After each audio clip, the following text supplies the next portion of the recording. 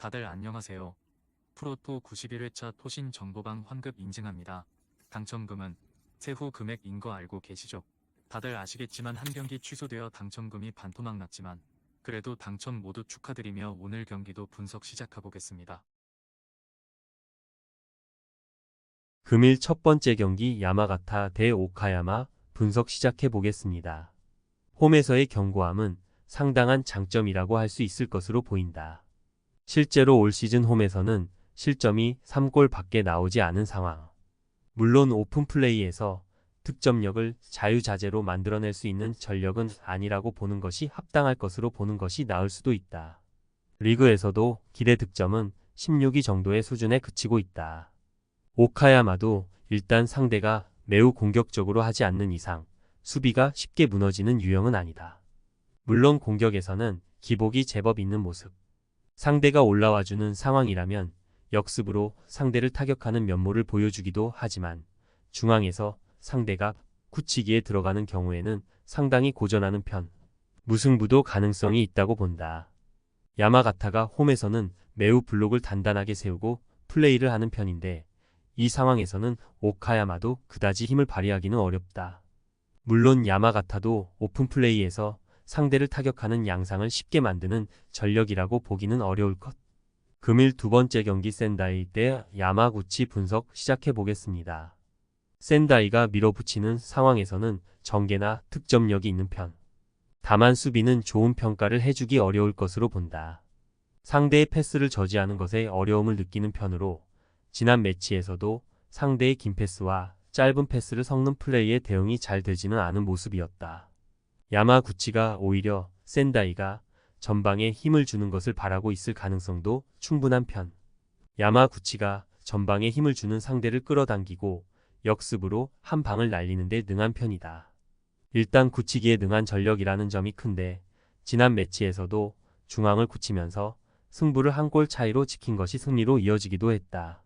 센다이의 전개 능력을 감안해도 한 골 정도로 실점을 통제한다면 신승 양상으로 만드는 것은 노려볼 수 있을 것 같다. 야마구치가 승리하는 것을 기대한다. 일단 두 팀이 어느 정도 공격적인 재능이 있기는 하지만 야마구치가 블록을 세우는 상황에서의 안정감을 더 높게 치는 것. 아무래도 센다이가 상대가 패스로 몰아치는 상황을 저지하는 능력이 뛰어나다고 보기는 어려운 것이 사실이기 때문에 센다이가 난전 상황이 나오더라도 아주 유리한 상황까지는 아니라고 본다. 금일 세 번째 경기 니가타 대 산프레체 히로시마 분석 시작해 보겠습니다. 지난 경기에서는 도쿄의 맹공에 결국 수비가 돌파당하고 말았다. 다만 교토, 이와키 등 상당히 공격적으로 플레이를 하는 팀들에게는 늘 강점을 보여왔다는 점은 사실. 히로시마를 상대로도 지난 시즌 실리적인 운영으로 더블을 달성했고 과거로 돌아가도 2016년 이후로는 히로시마에게 멀티 실점을 허용한 기록이 없다. 히로시마가 유일한 J리그 1 무패팀이기는 하다. 그러나 지난 매치에서도 슬슬 후반부에 압박 강도가 풀리기 시작하는 등 단점을 보인 상황.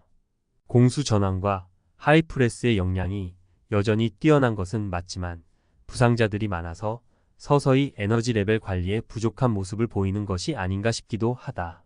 최근에는 수비와 역습 위주의 후쿠오카 같은 팀을 상대로도 1-1로 좀 부진하기도 했다.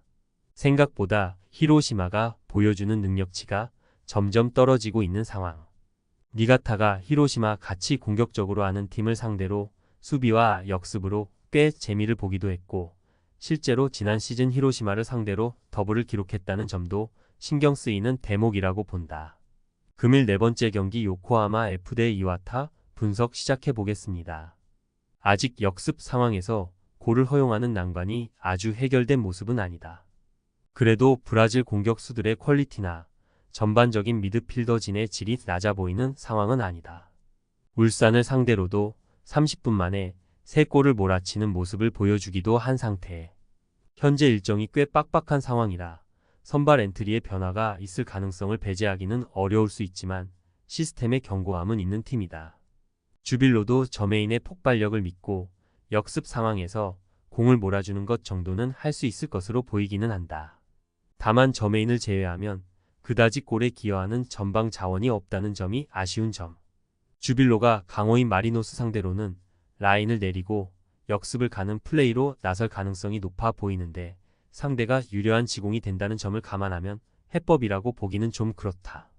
마리노스가 승리를 기록할 것으로 보고 있다. 결국 지공 상황에서의 힘을 신뢰할 수 있는 전력이라는 평가는 유효할 듯. 저메인의 폭발력을 신뢰한다고 하더라도 저메인 이외의 전방 선수들이 골에 기여할 수 있는 상황을 만들 수 있을지는 의문으로 보는 것도 합당하다고 볼 수 있을 것.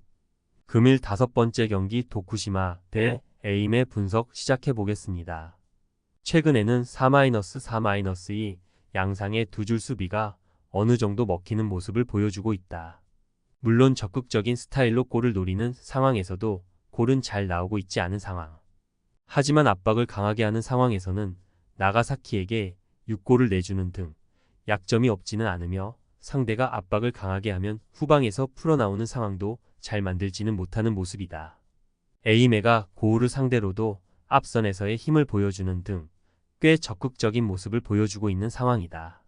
물론 이 양상이 수비적으로 부진한 양상을 일으키기도 하지만 지난 경기 고우를 상대로 슈팅 맹폭을 1실점으로 버티거나 홈에서 강한 야마가타를 상대로 이골로 득점을 억제하는 등 많은 리스크를 지고 있는 것에 비해서는 수비를 잘하고 있다고 보는 것이 낫지 않을까 싶기는 하다. 에이메가 승리를 거둘 것. 결국 강하게 앞선에 힘을 주는 것이 도쿠시마 입장에서는 공격과 수비에서 모두 문제를 일으키는 요소가 될 가능성이 높아 보인다. 에이메가 앞선에 힘을 주는 것이 수비에서의 난조 원인으로 이어진다고 하지만 한 골 정도로 이를 억제하면 전방에서의 힘은 차이가 크다고 볼 수도 있을 듯. 토신 최종 조합은 영상 아래 고정 댓글로 말 걸어주시면 토신 정보방에서 무료로 공유해드립니다. 제발 손해보면서 토토하지 말고 다같이 웃으면서 즐겁게 베팅합시다. 함께 하실 분들은 부담 갖지 마시고 편하게 말 걸어주세요.